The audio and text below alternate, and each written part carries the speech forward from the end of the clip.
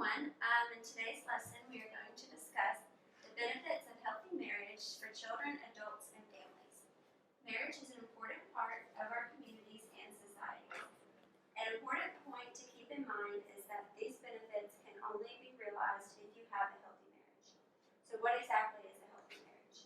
Basically, a healthy marriage is one where the partners have low conflict in their relationship. There are at least two characteristics that all healthy marriages have in common. First is that they're mutually enriching, and the second is both spouses have deep respect for each other. I have an activity for y'all to do. Just fill it out, and we're going to discuss it later on in the lesson.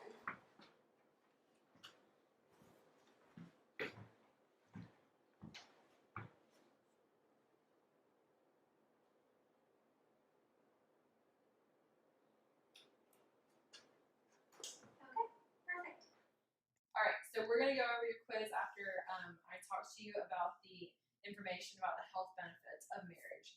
So a healthy marriage is good for your stress and your health levels.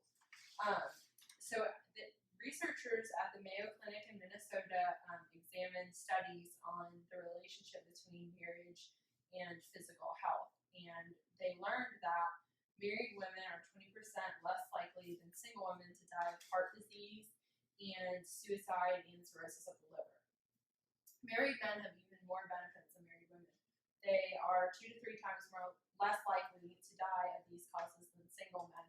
And married people are less likely to be victims of domestic violence, sexual assault, and other violent crimes. The benefits of marriage also extend to married people's mental and emotional health. The happiness of married people is much greater than those of single people. And this is true all across the lifespan. So why are these benefits so significant? It's not clear. Many experts believe that people benefit from living together, having financial stability, having a network of social support, but most importantly, they have a form of stress management. So we all know that stress is bad for everybody's health. Researchers believe that married couples work better together as a team, so they have a teamwork component to handle their stress. They can share tasks of the household, they can earn money together, they raise the children together, and they also have 2 times the amount of resources. So here is how a healthy marriage reduces stress. They decrease stress by having increased financial stability. So there are pooled resources together with the couple, and financial stability helps reduce stress, so it increases health. There's a larger network of social support, so 2 groups of people come into the relationship with 2 large groups of family and friends, and they put them together and they have a larger group of people to rely on, which decreases depression rates. And they also improve their health behaviors, which could be because of their spouse pushing them to go to the doctor or get things checked on, or it could be because they feel responsible for their spouse and they feel like they need to be healthy and there for them. There is one negative health consequence of marriage, and that would be obesity. Married people, especially men, weigh more and have higher rates of obesity than single men. Single men are the lowest incidence. They have the lowest incidence of obesity. Unfortunately, unmarried couples who live together and love each other do not have the same benefits on health as the married people who live together have. So cohabitating couples don't have the same benefits on their health, and many researchers think it's because they haven't actually said their marriage vows to each other, so they don't have the network of social support that the married couples have. Unhealthy marriages, on the other hand, have negative consequences. For example, people in unhealthy marriages have more severe depression, which can be a great source of stress. So when couples show hostility and negativity towards each other, there's a greater decline in their immune system, which can lead to more sickness and then even more stress. So, can y'all answer these questions? What do we mean by the term a healthy marriage? Married with relatively low conflict. Yes, marriage with relatively low conflict. Great job. What one idea do you find most surprising about the benefits of a healthy marriage on health?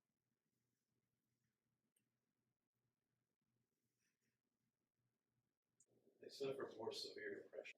No. I'm looking at the Benefits. question, I'm looking at the question now. Okay, so one of the most surprising benefits of a healthy marriage is that men are 2 to 3 times less likely to die of causes such as heart disease, cirrhosis of the liver, and suicide than single men. Great job. How is an unhealthy marriage bad for your health? More instances of severe depression. Yes, more incidences of severe depression.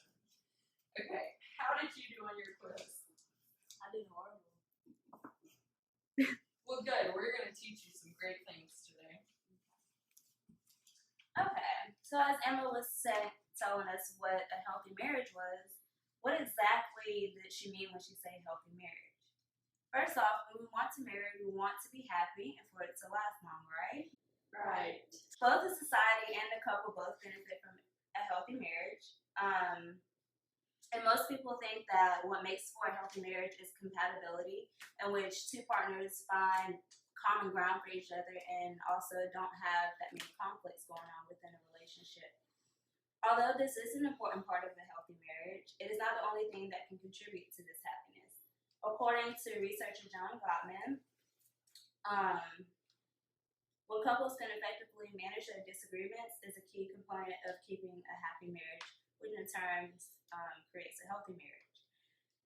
He came up with the idea of the 5-to-1 rule, in which for every one negative conflict, then there's 5 positive things to counterbalance that negativity. Later on, we're going to have some jars with the red representing the one negative, and then the yellow representing the positive things that needs to happen in a relationship. Keep in mind, though, that not just being nice is the only thing that we need to focus on. And when we have this 5-to-1 rule, rather it's important for both partners to learn to calm themselves down, to listen and to respond in a non-defensive way, and to also make sure that your relationship is built off of friendship, because if you're built off of friendship, then whenever a conflict does arise, then this friendship can help buffer the effects of the conflict. Research has shown that in the strongest marriages, partners share a deep sense of meaning by supporting each other's hopes and dreams and by building a sense of purpose together. So, in actuality, finding the right person isn't the only component to a healthy marriage. Instead, it involves taking the time out to create positive moments, learning to manage conflicts, learning to talk to each other, and staying committed through the tough times. Any questions?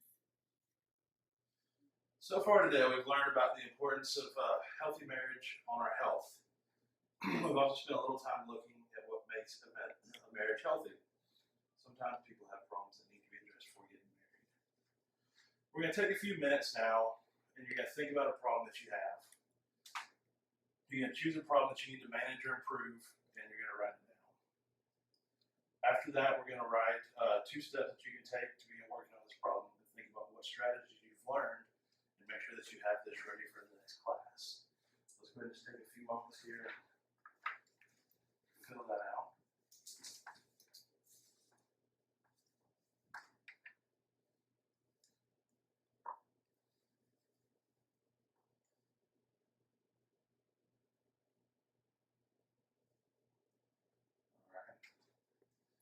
All right, so now that we've got that done, in closing, we've learned a lot about the effects of healthy marriage on health.